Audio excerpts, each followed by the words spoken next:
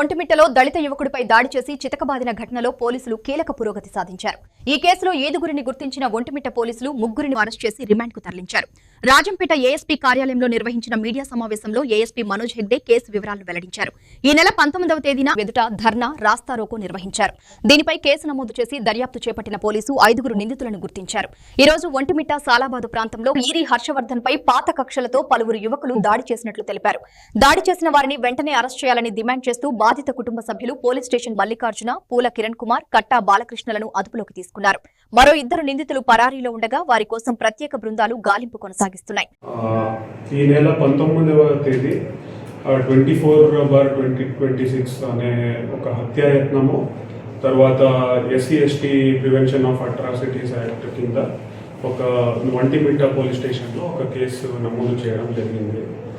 దీనిలో ఈ ఎవరైతే విక్టిమ్ ఉన్నాడో అతను హరిత హోటల్లో పనిచేస్తూ ఉంటాడో, అటెండర్గా పనిచేస్తూ ఉంటాడు. అలాగే ముద్దాయిలు వచ్చేసి మొత్తం 5 మంది అనేసి ఐడెంటిఫై చేయడం జరిగింది. దీనిలో 3 పట్టుకోవడం జరిగింది. వీళ్ళు కట్టా మల్లికార్జున అనేసి, తర్వాత పూల కిరణ్ కుమార్, కట్టా బాలకృష్ణ, వీళ్ళందరూ కూడా చిన్న కొత్తపల్లి గ్రామానికి చెందిన వాళ్ళు. సో వీళ్ళు పాత కక్షలు పట్టుకొని అతన్ని అక్కడ పిలిచి నైట్ టైంలో అతని మీద దాడి చేయడం జరిగింది. సో అందుకోసం ఈ హత్యాయత్నం కింద కేసు కట్టి వీళ్ళని అరెస్ట్ చేయడం జరిగింది. ఈరోజు సాలాబాద్ క్రాస్ దగ్గర మా టీము ఒంటిమిట్ట సిఐ గారు వెంకటేశ్వర్లు గారు, అలాగే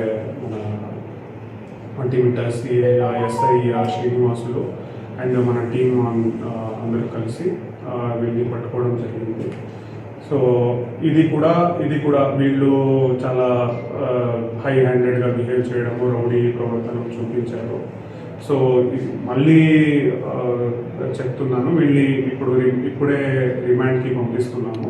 మళ్ళీ చెప్తున్నాము, ఇప్పుడు ఇలాంటి రౌడీ ప్రవర్తనలో సహించే ప్రసక్తి అయితే లేదు.